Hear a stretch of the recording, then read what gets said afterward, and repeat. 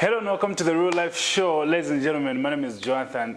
Remember, this is a platform where we get to engage, interact, learn from icons, gurus, moguls, trendsetters, trailblazers, difference makers, and world changers. You know what I'm talking about. And today I'm excited, super excited, because the person I'm interviewing is legendary. I can call him one of the kings of motivational speaking. You know, he's a life coach, right? He's a mentor. He's a businessman. Ladies and gentlemen, Mr. Felix Banda, a.k.a. Galamukhani. So welcome to the show. Thank you very much, Galamukhani, as it were. What does Galamukhani mean? Galamukhani means wake up. Oh, wake Don't be asleep. Is that Nyanja or Chewa? It's Chewa. It's a kind of waking up where you are ready for war, dressed for war. Okay. Yeah. How did that come about?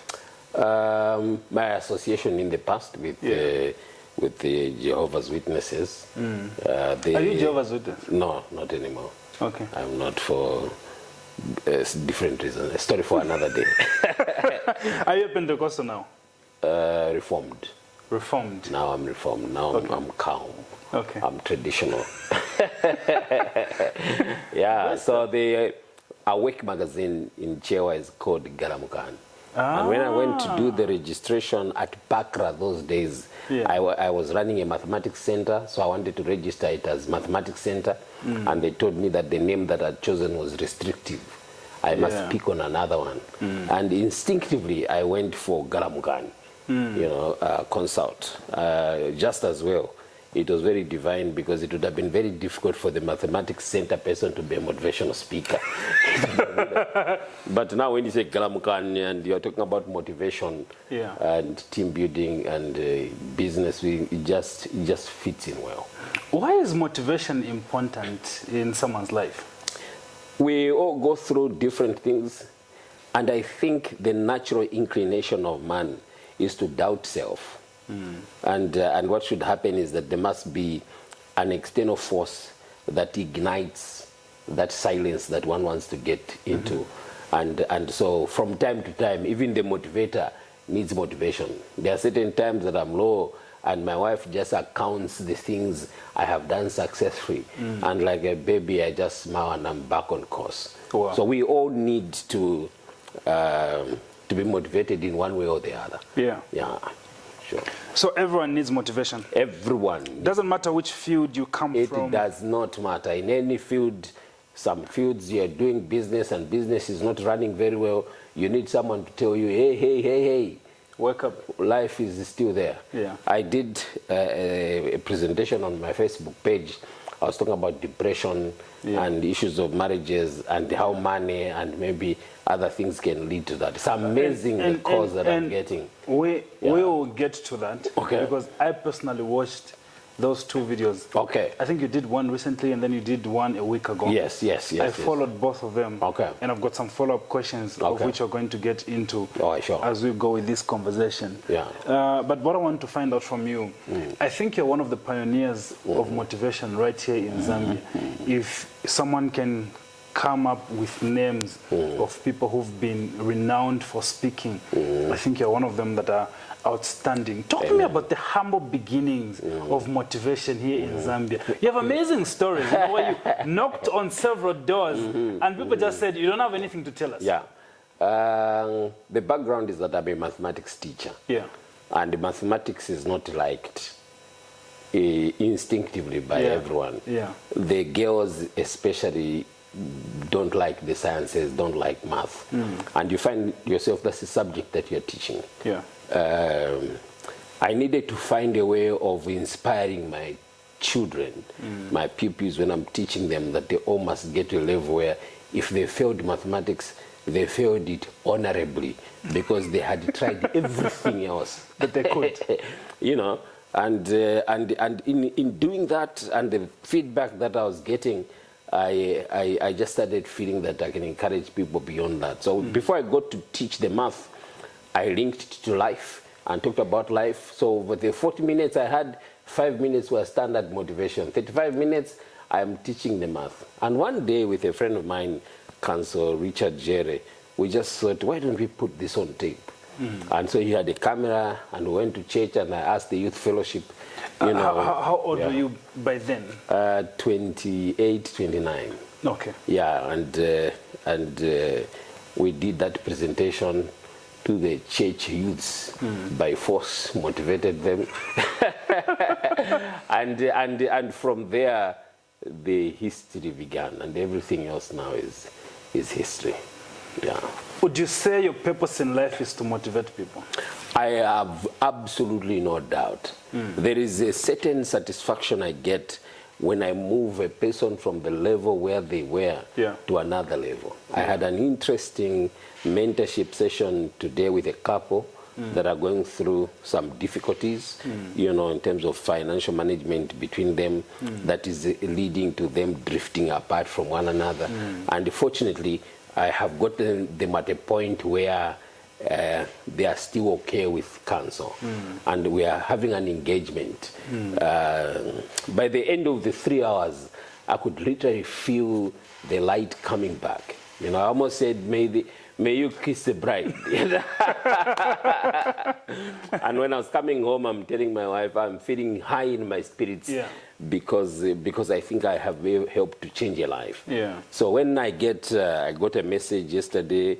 I'm getting several of them, and I'm thinking one day I should just be throwing them one at a time on television, on people that I met in 2004, and now they are big, and they say you are the genesis, you know, and for me that is where the satisfaction comes in. It's not even about the money. The money has found us in the process of doing that. We never got into motivational speaking, you know, to make money, but consequently we married it with other things, and we are referred to as consultants. But if I can take you back briefly to your childhood, what was your ambition when you were growing up? Like every child, I wanted to be a pilot. You know, at a certain point, it was very strong in me that I wanted to be a lawyer. When we got to grade 12, group influence, I wanted to become an engineer. Are you from Lusaka? Yes and no. Okay. Born in Lusaka, went to the Copper Belt, came back to Lusaka. Okay. So my secondary education, all of it was on the Copper Belt, right from grade 5, in fact. Oh, really? Yeah. Grade 5, I was at Kanini Basic School in Dola. For my grade 8, I went to Kiddo Boys. Were you an A+ student? An A student. Okay. A+ too much, but for the mathematics, I have always been an A+. Really? Yeah, that is why in the process, when I failed to get into the School of Engineering, mathematics was the easiest route for me. How did you fail to get into that school? Was it because of qualifications? Yes. You didn't pass? Yes, I didn't do very well at grade 12. I got 17 points, you know, in 6 subjects. They were getting to 13 in 5 subjects that they use for selection. And at the University of Zambia, the School of Natural Sciences was at 12. So you needed to have a minimum of 12 in 5 to enter because of the competitiveness at the time. And Copperbelt University was at 11 points in 5, and so I was not picked.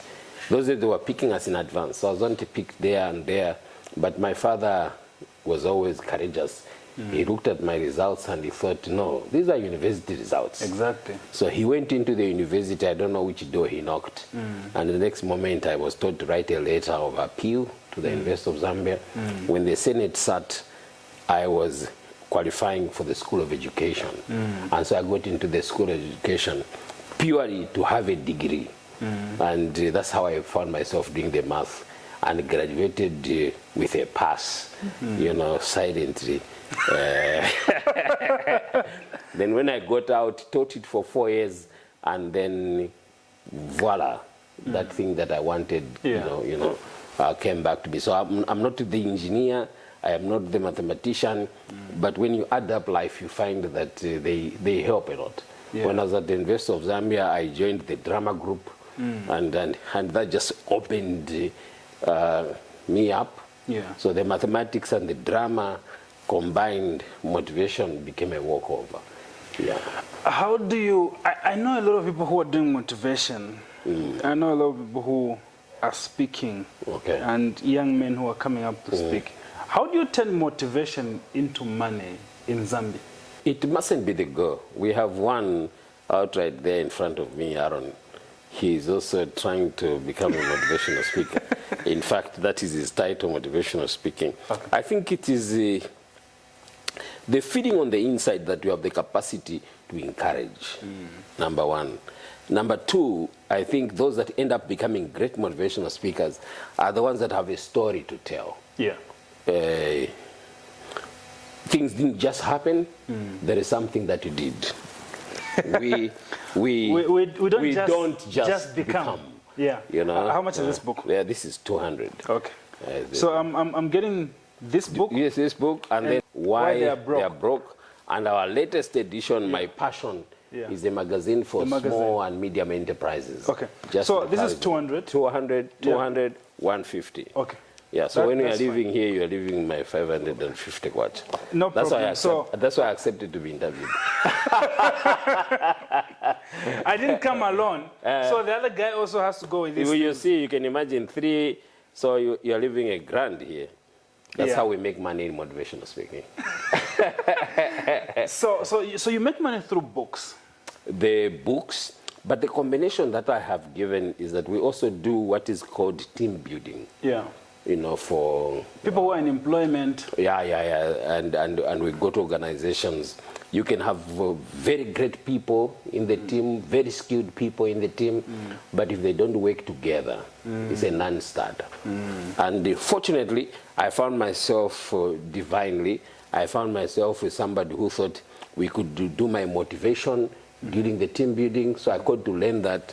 And so my team building are motivation related. Okay. So we haven't gotten to a stage seriously in the country where you can just be hired to motivate the people. Okay, okay. It seems like a waste for most organizations. Or they feel they're wasting money?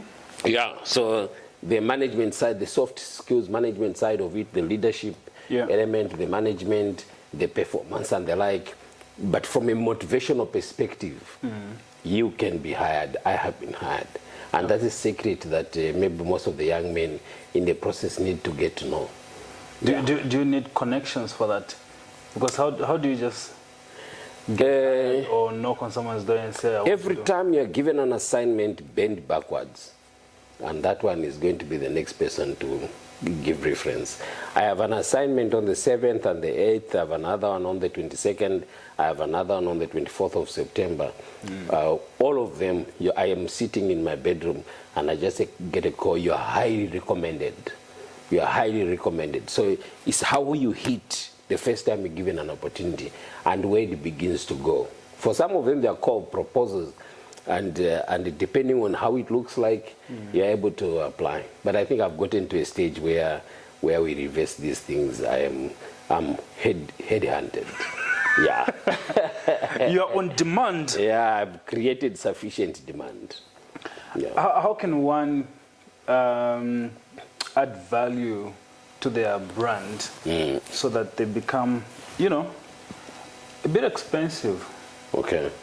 And they can earn a living out of just motivation. I want to think it's adamance. And secondly, the same thing of becoming damn good at what you're doing. That creates the price on its own. I have had situations where I can't charge 5 kwacha, but somebody just says, we only have a 10 kwacha because of the way they have looked at you.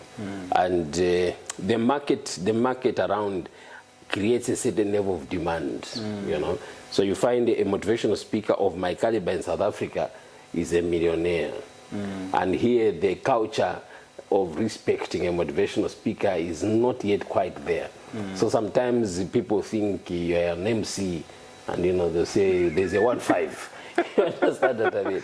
Yeah. But I think with the passage of time, as you're increasing in value, as you're increasing in conviction, and people begin to respect that, then that begins to increase the price. Because if I'm needed on the 7th by Jonathan, and I'm needed also on the 7th by Aaron, the price is going to determine. You understand what I mean? Where you go. Yeah, where you're going to go. But at a certain level, you need to get to a stage where you say, if there isn't this minimum, I am not available, respectfully. And then in the process, when the phone rings, then you know they have heard that this guy doesn't come for 1 pin. Yeah. Because if you say 1 pin, I'll tell you there's Ruth that can do that for 500, in fact, and I can organize her for you. Wow. You understand what I mean? Yeah, and as you're doing that, you know, you are increasing. But also the combination of the things that you're offering, if they are life-changing, then that begins to create value on you. Okay, great stuff. I understand you've accumulated quite a number of, you know, academics apart from the education that you did. Can you just share with us some of those? Oh yeah, at a certain point you find that we are living in a society of paper qualification syndrome. And some of these papers, truthfully speaking, there are people that have them. Probably you're Dr. Jonathan, but you haven't just taken time to read through some papers and write something and be supervised and rated as such.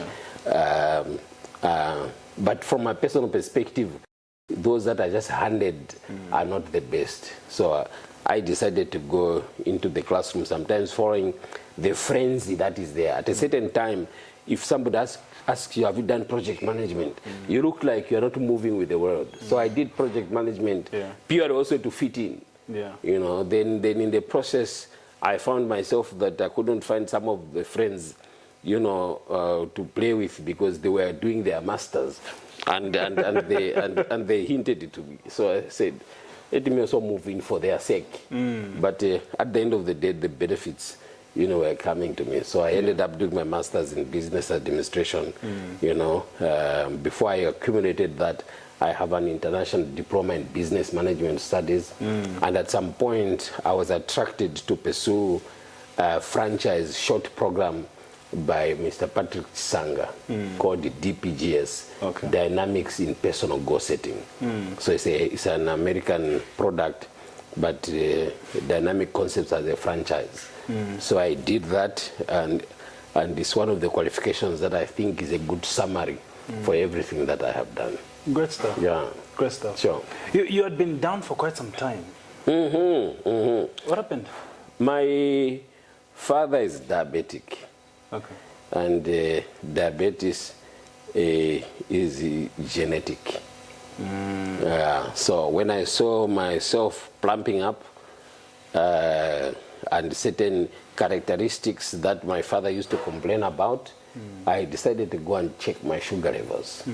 And I was told that they were not normal. So when we did further studies in the process, we found that my pancreas was not a strong one. And so I was put on insulin to boost up the performance. I'm not a medical guy. I don't understand all those terms, the pancreas.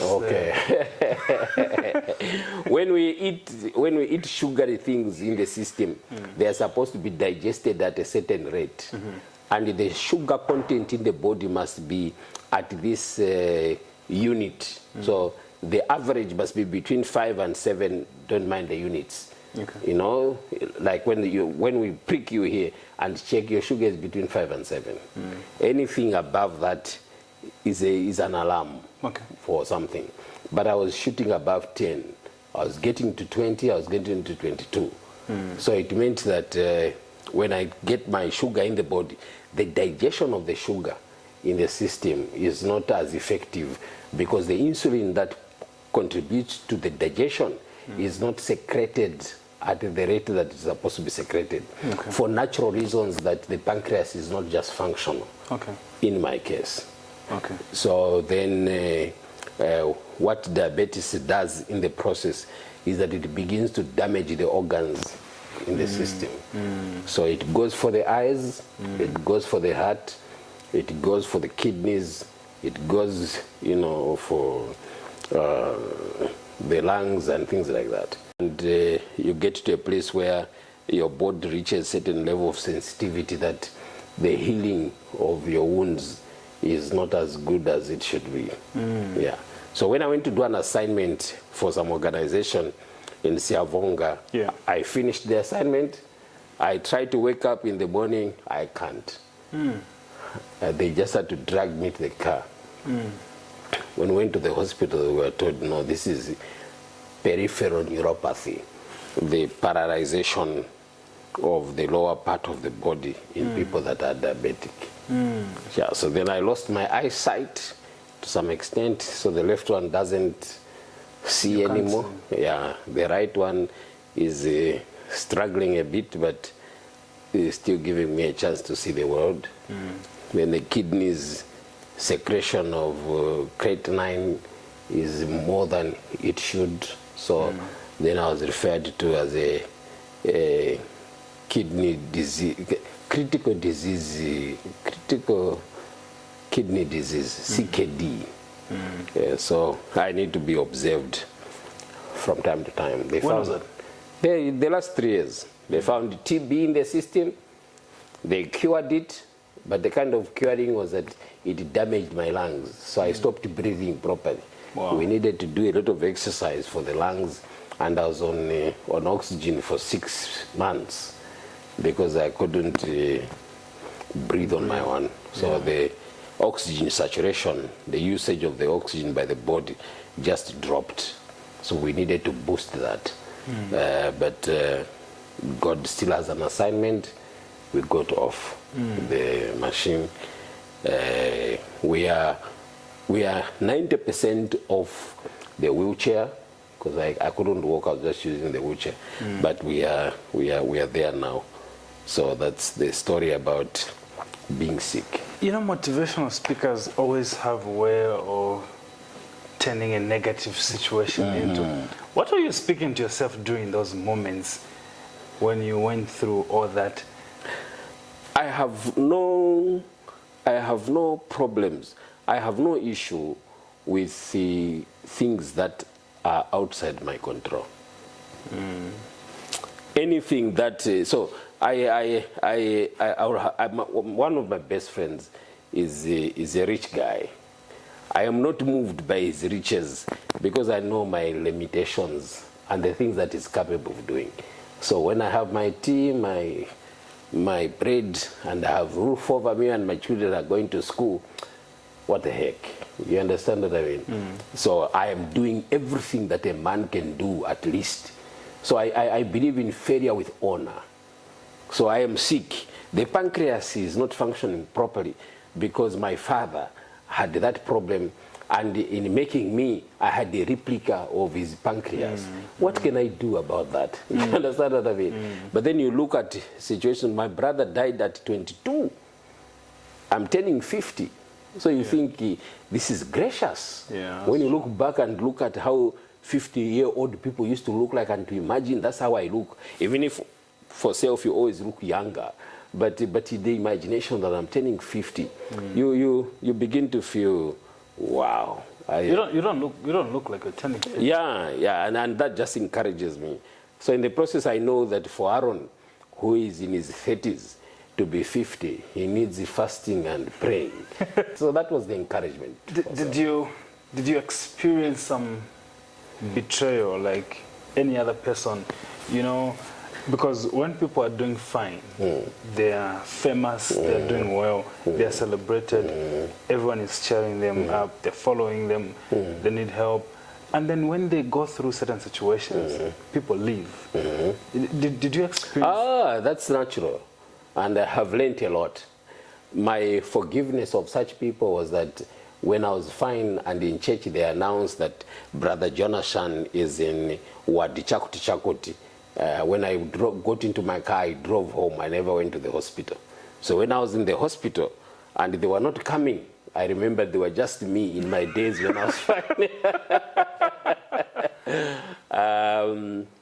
For some, they stick closer than a brother. Yeah. My wife has been spectacular. The things that I've gone through, I am more than sure some Bemba girls would have run away. You understand what I mean? Is she Bemba? No, she's not Bemba. She can't be. So she's from the east. I married my own sister. Yeah. So the friends have a handful of friends managed me in the 3 years. I went to India because friends gave the money. We never spent any coin from ourselves. We flew there, we stayed in a hotel, we were looked at one of the most posh hospitals there, all because of friends. And some of them, I have never even met them on Facebook. Really? There was a person on Facebook that just said, here's my gift for you to go to India because we need you back. Here's the 5,000.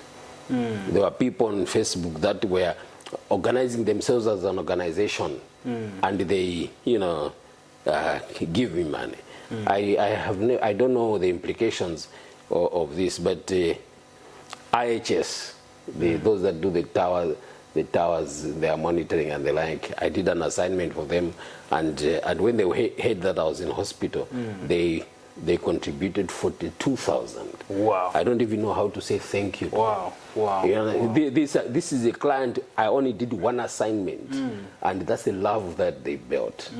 And, there were other NGOs, they came together and, contributed the money. I'm in hospital, I'm lying down, and then in the process, people discover Galamukhani is here, and this lady comes and says, Galamukhani. In our church, we have a prayer point, and we pray for this Galamukhani every day from 6 to 7. You understand what I mean? And so I can imagine how overwhelmed God was with people that just took the time. I don't know them. They have seen me from a distance, and they were impacted by the motivation, and they are doing that. I've had situations where I am sick, and a client phones and says, we want you to do an assignment. And Pastor Choolwe came to me for mentorship at some point, and I become sick, and Pastor Choolwe has learned the skill, and he goes to represent me. You mentored him? Yes, somehow. Okay. And he goes to deliver on my behalf. Wow. And he brings the entire check and doesn't get a single thing. So that's how. Talking about Pastor Choolwe. Yeah.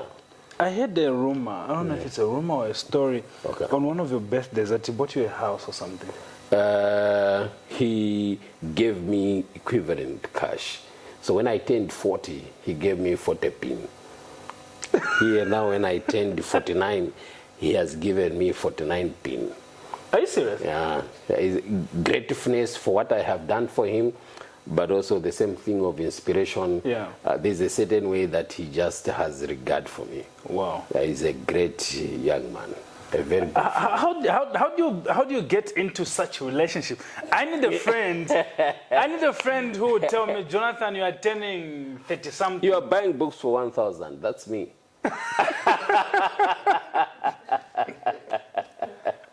So my daughter was also telling me the same thing. What am I going to do to find friends, that can die a little like that? Yeah, my mentor Chibamba Kanyama has done crazy things for me in terms of building me to become a consultant.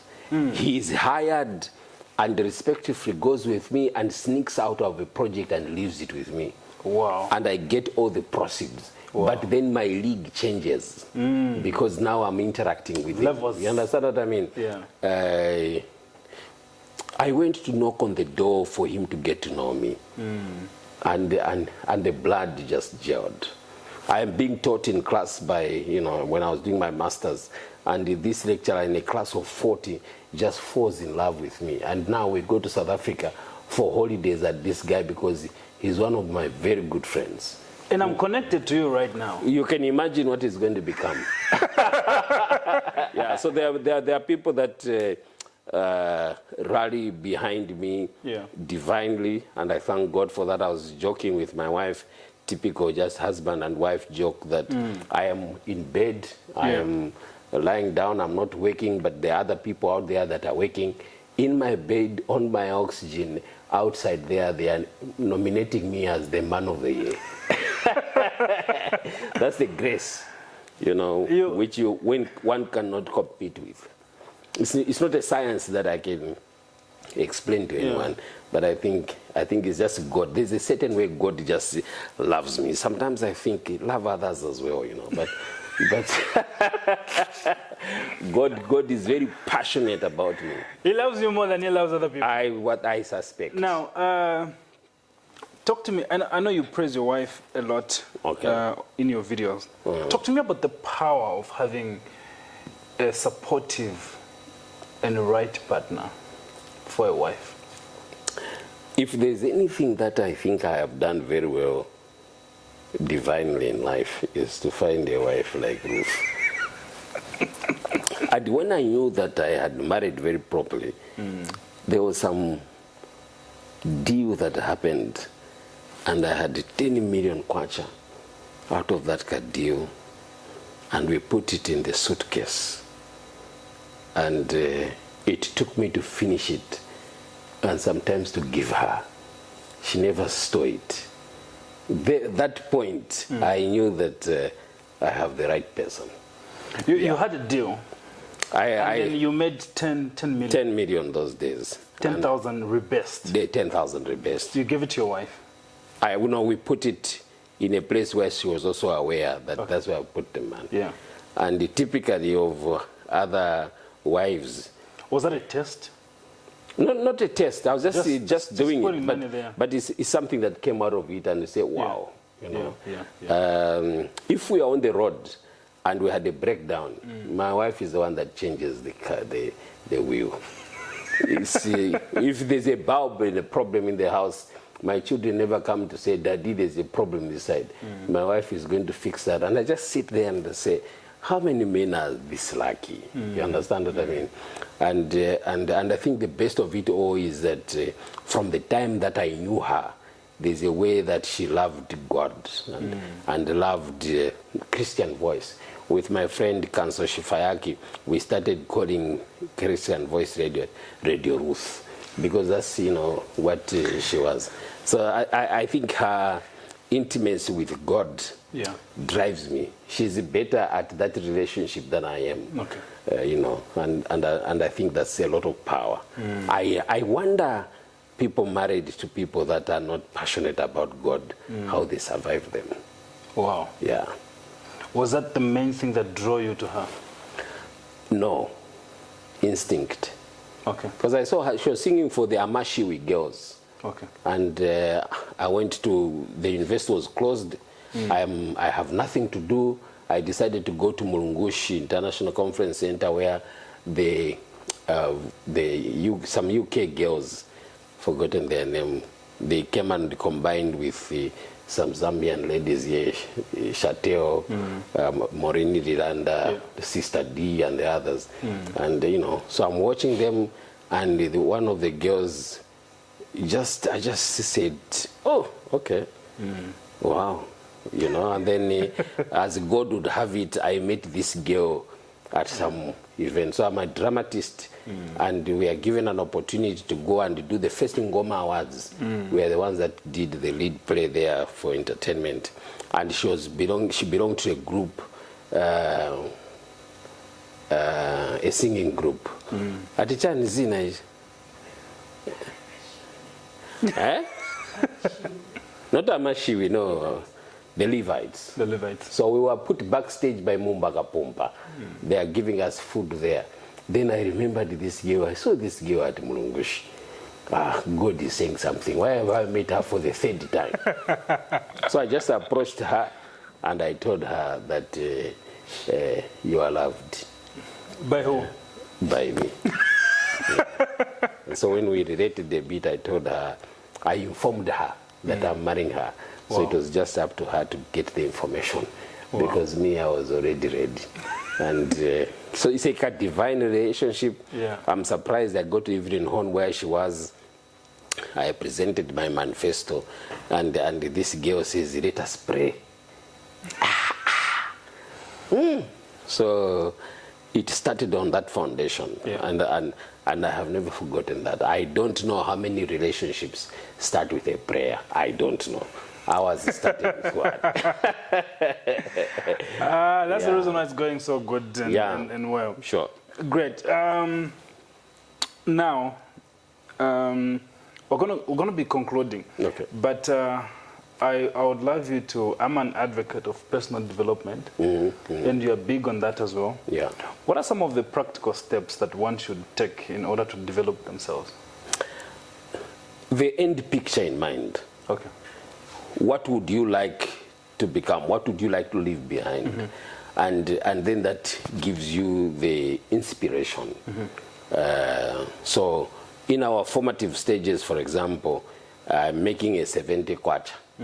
I get a 50 kwacha, we buy cement. 20 kwacha, we know how to survive. And before you realize it, we are moving into a house, the toilet is outside, there's no floor, there's no plaster, there's no ceiling. But we know what it is that we are looking for. You know, where would we like to leave the children in terms of the legacy that we are going to provide? Meaningfully, without using shortcuts, as it were. And I think that becomes the inspiration that helps you, you know, to move forward. We have eternal capacity in ourselves, and you cannot limit yourself to small little things. When you look back when we were doing long division in mathematics, it was tough. You were on the dining and saying, remember this, what? But when you grow up, you're doing that math mentally. You understand what I mean? And that just shows that the learning capacity for man, when you take time, is even much more. When you grow older, I think you can study anything because the understanding of the world is different. So when you're going to do a master's degree, for example, an MBA, the only problem that I found, maybe say the math part of it that needed like a natural inclination or what, but for the other things, it's the things that you see Airtel is doing or Zambia is doing and the competition, and you can write something around that when the questions are given and the grade comes, you have an A, you have, you have an A+. So we have the capacity to learn more, we have the capacity to keep more, and that is why the issues of money, you must learn how to make it in small little bits, but know how to save it and find ways and means to grow it. Okay. Yeah. You talk about mentors a lot. What's the importance of having a mentor, and how can one find one? One of them is a natural inclination. You meet some people that are doing fine and magazi aendelana, and they just love you naturally.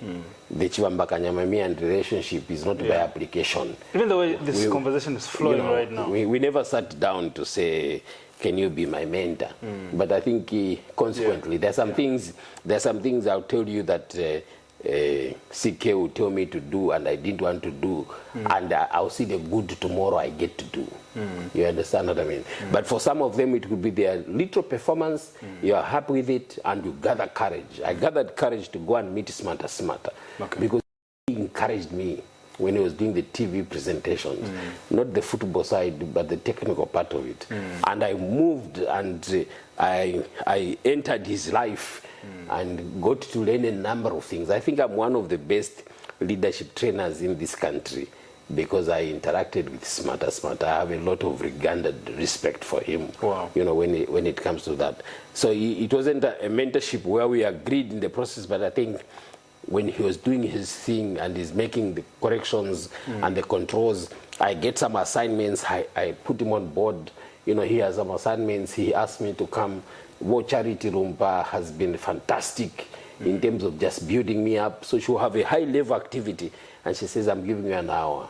So and she trusts you. Then you go there, you know, you deliver. And she gives you a gentle feedback about how you performed. And the next moment, you are fire. I do mentorship myself, you know, forcefully. Yes, at a very affordable fee. How much is affordable? Affordable is 250 kwacha. Really? Understand? Yeah, that's how much I charge. Is that like a one-on-one, or it's a WhatsApp group? WhatsApp group. I get to interact with them, but I'm a practical person. Okay. Interaction is entertainment. But what can you get out of me? So I avail myself. Okay. So I have 30 I'm taken to, but maybe they are interested in the entertainment side. But there are others that enjoy being changed from where they are. They'll come home. Okay. Yeah, so I've opened my door for those that are in my mentorship classes. For some of them, it's just one-off for me to just kickstart them. And it's also 250 kwacha, one-off for a given session. And if they don't come back, that was sufficient. But it means we have become friends, so they can still make a call, and I can not say no. 5 must-read books for someone to have their life transformed. Why they are broke? We don't just become. Galamukhani matters. And any other inspirational book are that. We don't just become. It was written from the heart. What about from other authors? Which books would you recommend? Pastor Choolwe has written excellent books, what I've learned as a youth. Powerful stuff. Dario Chongo has written great books that are very, inspirational. Walter Mwambazi has written a great book on financial literacy and things like that. For the locals, we have a number of them that have written books that are there to inspire us.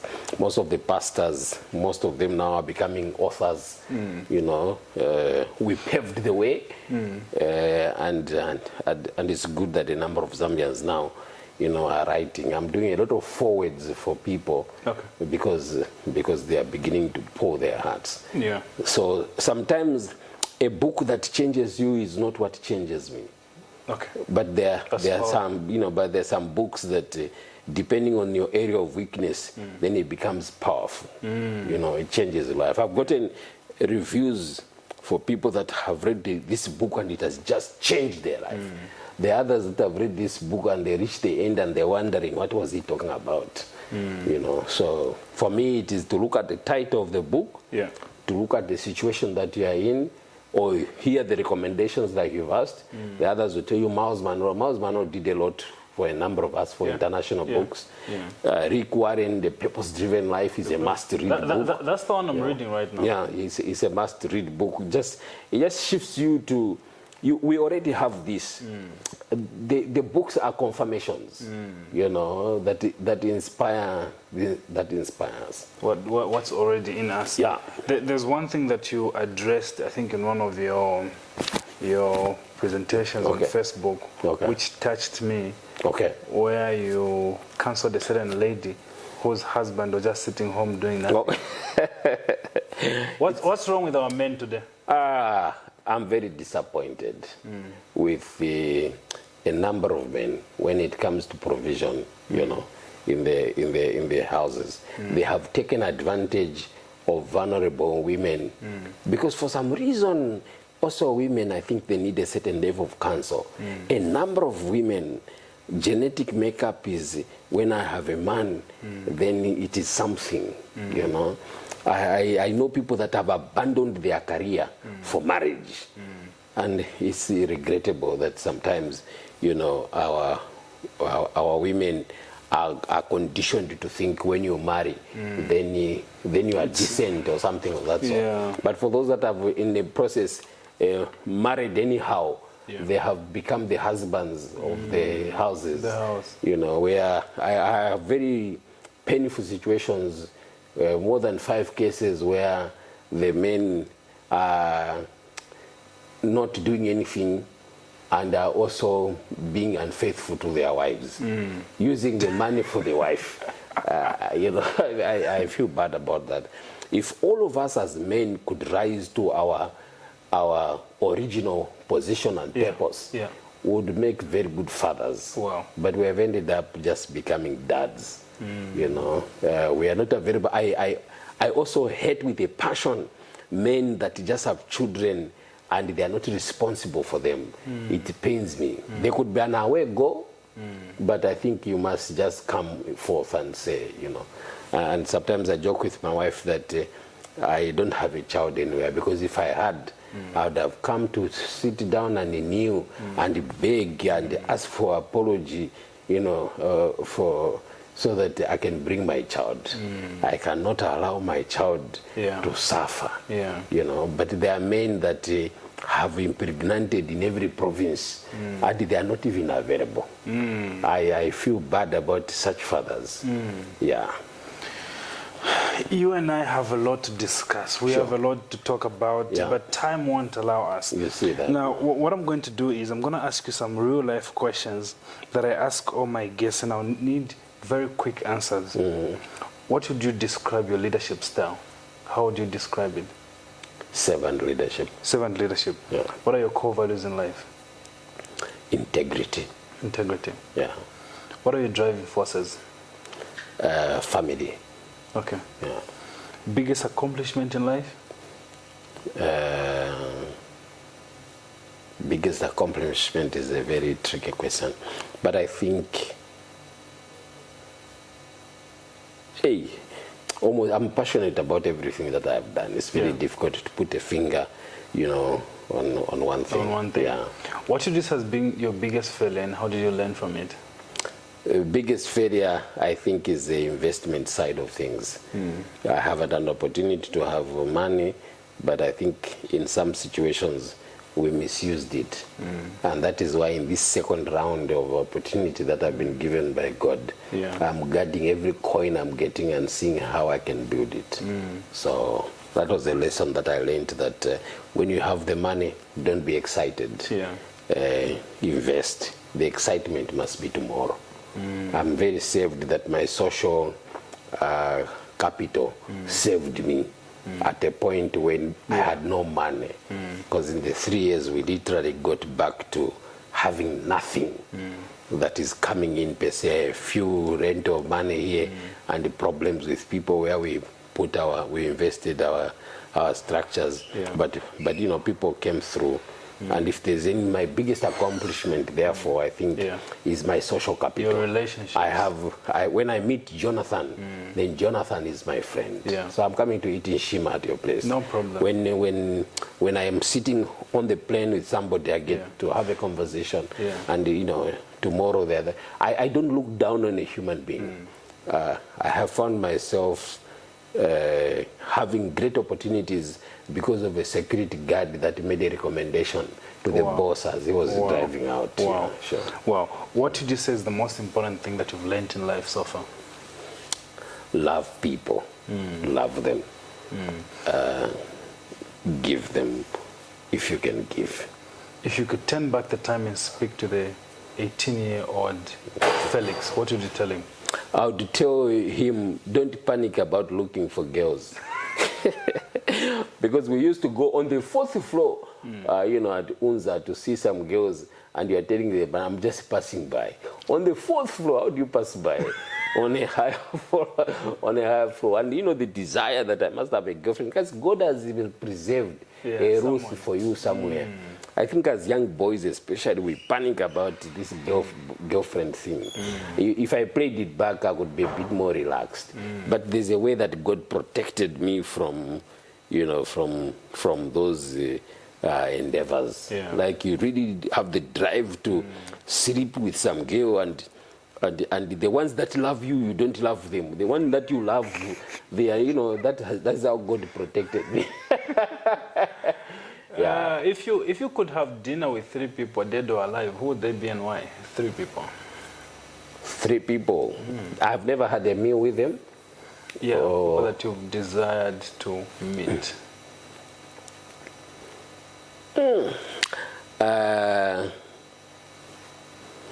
T.D. Jakes. Bishop Jakes. Bishop Jakes is one of those that I think. Jamal. There's one great American preacher. I would love, to meet. I like Joshua Suleiman, but Selman.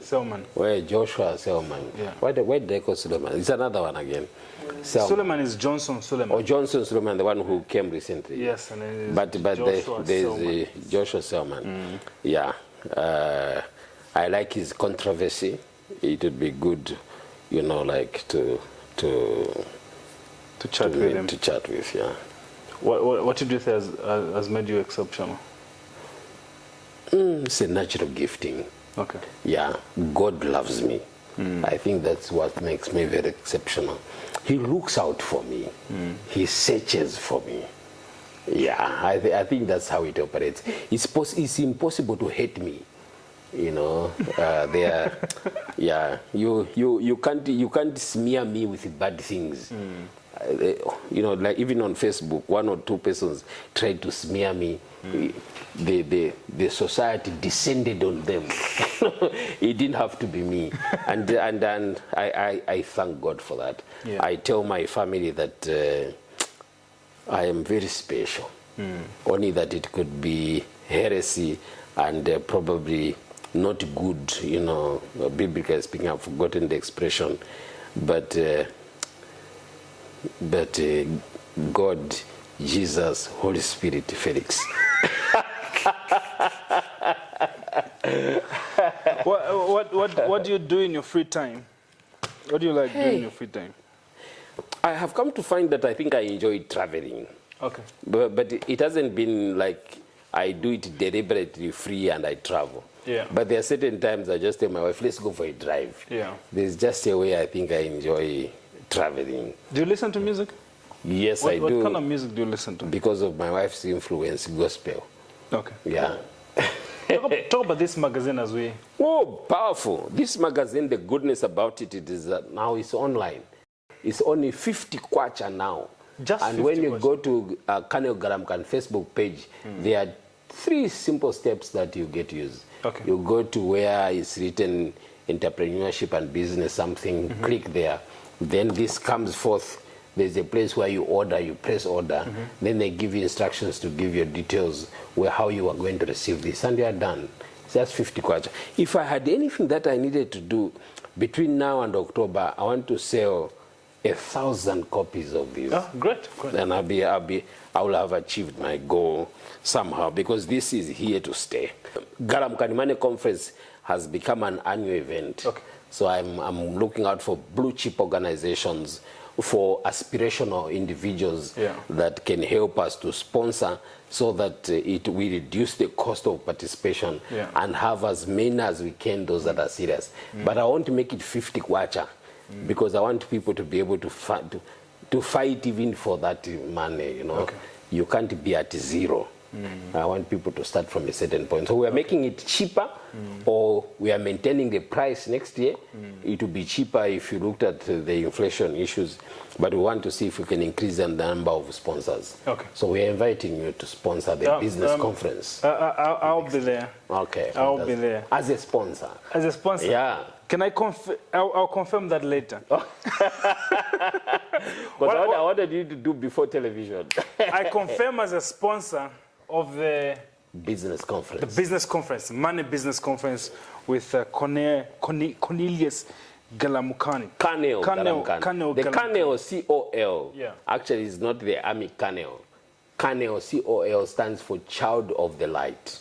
Oh, so it's an abbreviation. I didn't know that. Yeah, Colonel Galamukani. What are your last words to people who get to be inspired by you? You have it on the inside, and my classical invitation is that the best way to begin is to begin. Yeah. Whatever aspirations you have, start. Growth only comes when you have started. Sure. Thank you very much. See you in the next episode, and stay blessed. Peace. Every new sun is to a farmer a new opportunity to feed the nation. He plows and harvests with only one objective in mind: supply his always happy customers. And that's who a Kamono farmer is. At Kamono Farms Initiative, our goal is to make agriculture profitable for every bottom of the pyramid farmers, getting farmers into the agribusiness economy as their own bosses, who are not only consumers, but market value producers as well. Kamono Farms Initiative is changing the agribusiness landscape by offering a superior service, full cycle farm activity that is market driven as we manage value chains and supply on crops, livestock, and aquaculture. Kamono Farms, operating with transparency and integrity as we offer services of contract farming, outgrower scheme, supply commodity, and farming inputs.